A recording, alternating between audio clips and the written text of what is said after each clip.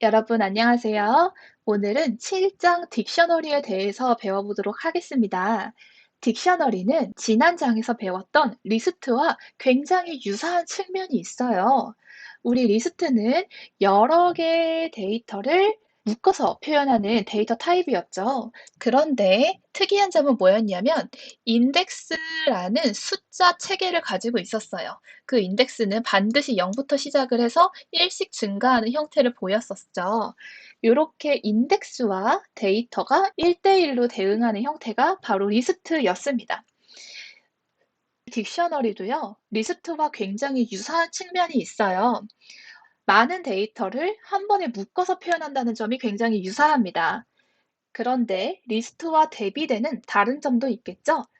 오늘은 딕셔너리의 개념에 대해서 한번 배워보도록 하겠습니다.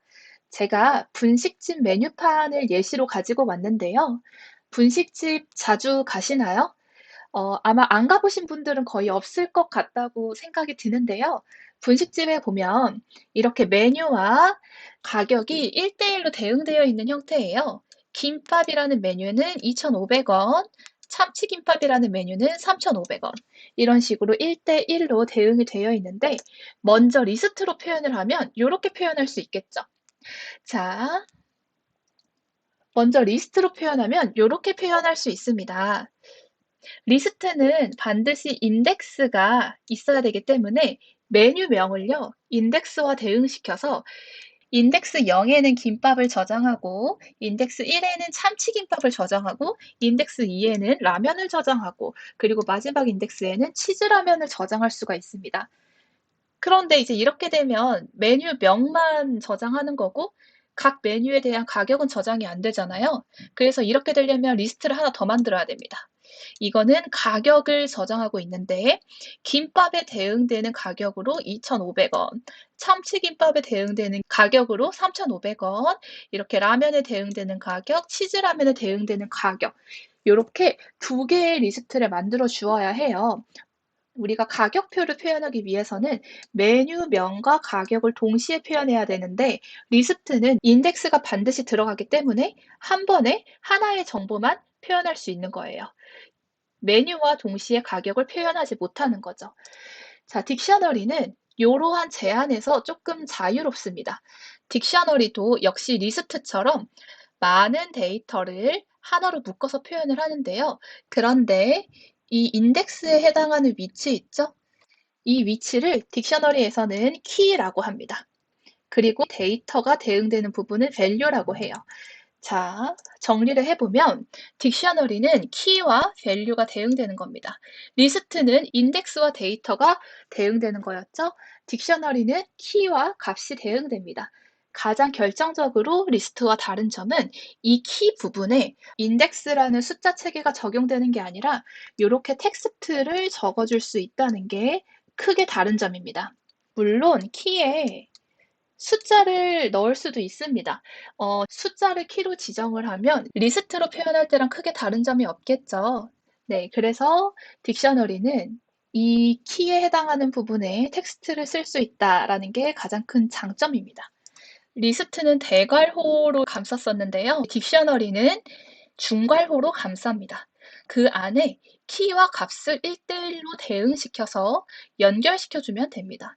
그래서 키 1에 해당하는 값은 요거다라고 콜론으로 엮어주고 또 컴마, 또 키 2에 해당하는 값은 요거다라고 콜론으로 해준 다음에 컴마, 이런 식으로 여러 개의 키와 값을 같이 묶어주면 됩니다. 그러면 이 위에 있는 메뉴판 있죠? 요거 한번 딕셔너리로 작성을 해보도록 합시다. 딕셔너리 이름은요, 메뉴로 할게요.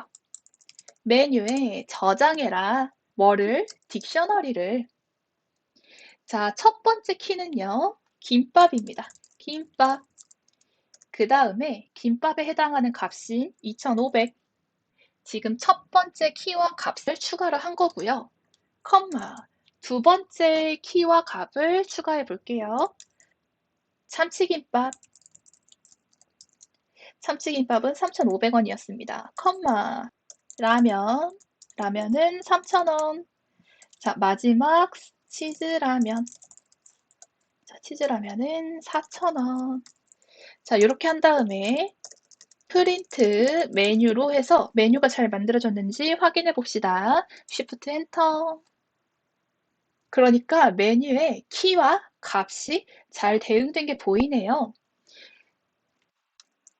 자, 우리 리스트에서 개별적인 원소에 접근할 수 있었어요. 무엇을 활용해서? 인덱스를 활용해서. 딕셔너리에서도요, 키를 활용해서 각각의 원소에 접근할 수가 있습니다. 자, 김밥의 가격인 2,500에 접근을 하고 싶다면 이렇게 활용할 수 있어요.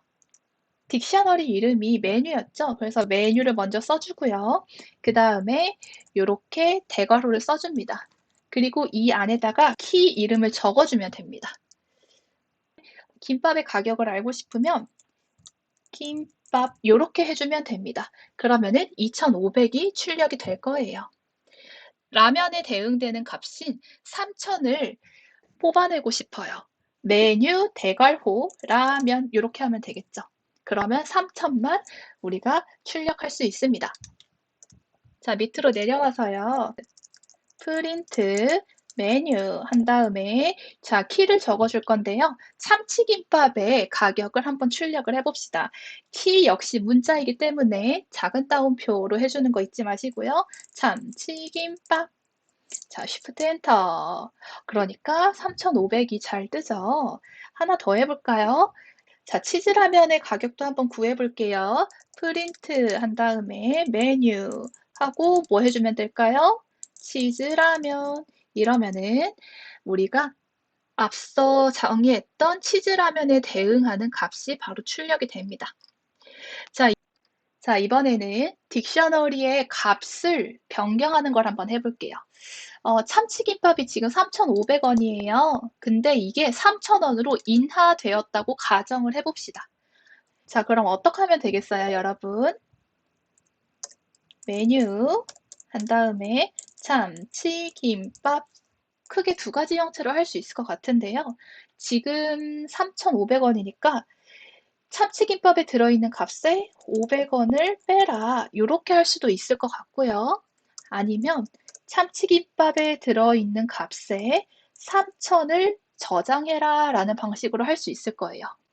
자, 그러면 잘 됐는지 확인하기 위해서 이 참치김밥의 값을 변경하는 위아래에다가 메뉴를 출력을 해봅시다. 프린트 메뉴. 자, 첫 번째 출력에서는 참치김밥의 값이 수정되기 전이기 때문에 3,500이 나와야 될 거고요. 이 밑에서 우리가 출력하는 메뉴에서는요, 3,000원이 출력이 돼야 될 겁니다. 자, Shift 엔터. 네, 그러니까 두 줄이 잘 출력이 되는데 참치김밥이 3,500원에서 3,000원으로 잘 저장된 게 보이죠? 좋습니다. 라면 가격 인상된 것도 한번 해볼까요? 라면 가격은 어디에 있을 거냐면 메뉴 한 다음에 라면 여기에 있을 겁니다. 라면이라는 키에 대응되는 값을 바꿔라. 뭘로? 3,500으로. 자, 위아래로 메뉴를 한 번씩 출력해 봅시다. 잘 출력되었는지 확인하기 위해서요. 프린트 메뉴. 자, Shift 엔터. 네, 여러분 라면 역시 잘 출력된 게 보이죠? 네, 3,000에서 3,500원으로 인상이 잘 되었습니다. 자, 이번에는 돈가스라는 새로운 메뉴를 한번 추가해 볼게요. 돈가스는 6,000원이라고 한번 가정을 해 보겠습니다. 그래서 새로운 키와 그 새로운 키에 대응되는 새로운 값을 우리가 추가를 해줘야 되는데 이건 굉장히 간단합니다. 메뉴 한 다음에요. 자, 여기에다가 돈가스라는 키에 저장해라 6,000 이런 식으로 하면 됩니다. 마지막에 프린트 메뉴 해서 잘 추가되었나 보겠습니다. 자, Shift 엔터. 네, 맨 마지막에 돈가스는 6,000이라고 잘 추가가 되었죠. 근데 여기서 의문이 드시는 분들이 있을 겁니다. 지금 기존의 값을 변경하는 것도 이렇게 등호 하나를 사용하는 형식이었어요. 근데 지금 새로운 키와 값을 추가하는 것도 등호 하나를 사용하는 방식이죠. 그러니까 요거 두 개 형식이 똑같은데 왜 이렇게 되냐라고 의문을 가지실 수 있습니다. 네, 근데 그게 딕셔너리의 특징이에요. 자, 밑에 한번 보겠습니다.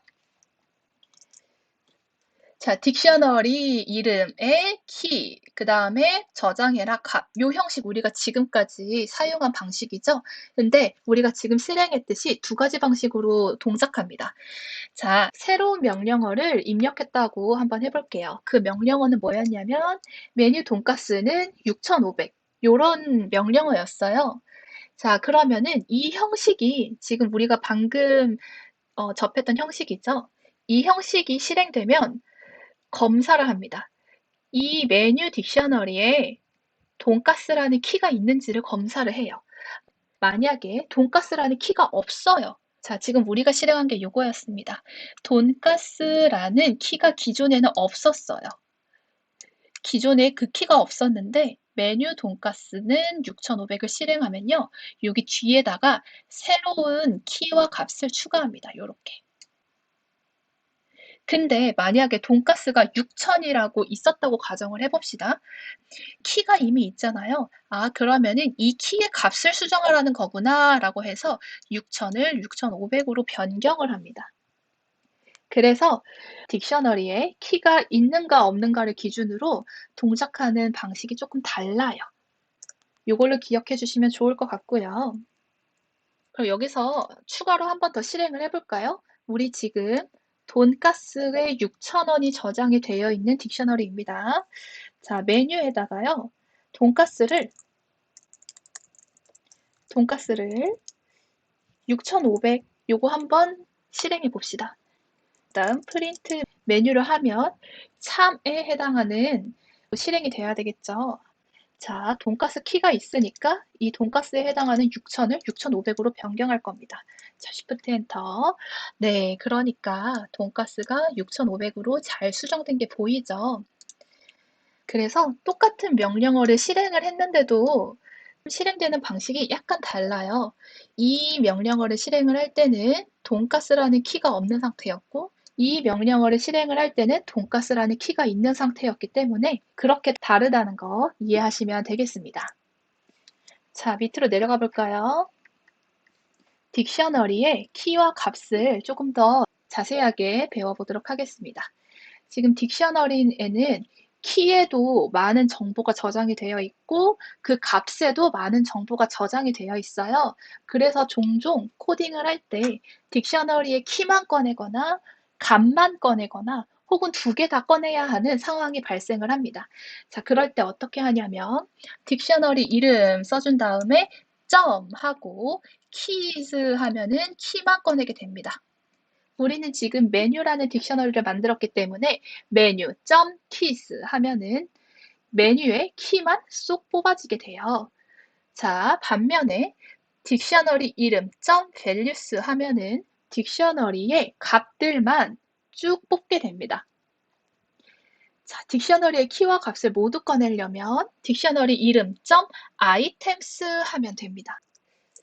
메뉴 딕셔너리의 키만 한번 꺼내 볼게요. 메뉴 .keys 하면 되겠죠? 자, Shift 엔터. 자, 그러니까 요렇게 되네요.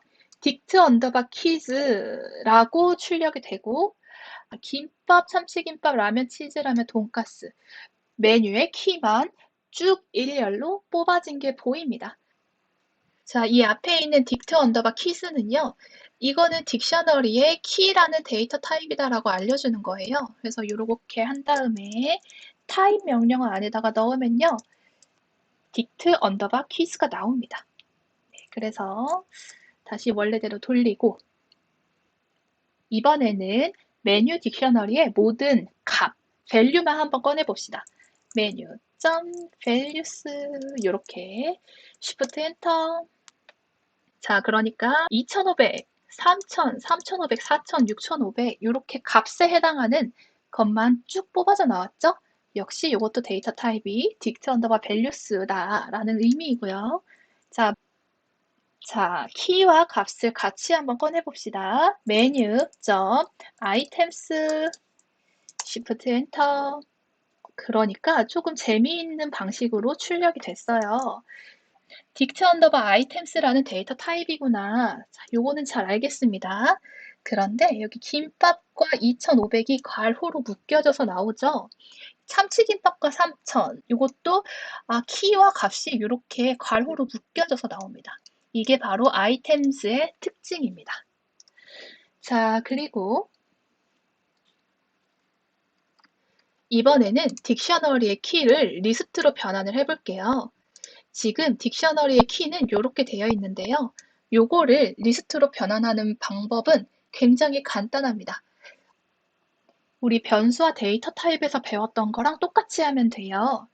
데이터 타입을 변경하려고 할 때 어떻게 했었죠? 변경하려는 데이터 타입으로 감싸주죠. 그렇게 하면 됐었어요. 그래서 만약에 정수로 변경하고 싶다라고 하면은 int 한 다음에 이 안에다가 우리가 변경하려는 변수를 넣어주면 됐었어요. 동일한 원리로 문자로 변경하려면 str string 안에다가 우리가 변경하고 싶은 변수를 넣으면 됐었습니다. 이것도 똑같아요. 우리 지금 리스트로 변경하려는 거죠? 그러면 리스트 안에 우리가 변경하려는 대상을 적어주면 되겠습니다. 그래서 메뉴점 keys를 리스트로 감싸면 됩니다. 자, 바로 해봅시다. 리스트로 변환해라. 뭐를? 메뉴의 keys를. 자, Shift Enter. 그러니까 양옆이 대괄호로 감싸진 리스트로 잘 변환이 되죠? 이거 나중에 프로젝트 할 때 굉장히 유용합니다. 여기에서는 딕셔너리를 이렇게 리스트로 변경할 수 있구나 알아두시면 될 것 같아요. 자, 딕셔너리의 값도 하나의 리스트로 변경할 수 있겠죠. 어떻게 하면 될까요? 리스트로 감싸라. 자, 무엇을? 메뉴.values를 이렇게 하면 되겠습니다. 실행해보면 이렇게 리스트로 잘 변환된 형태가 출력됩니다.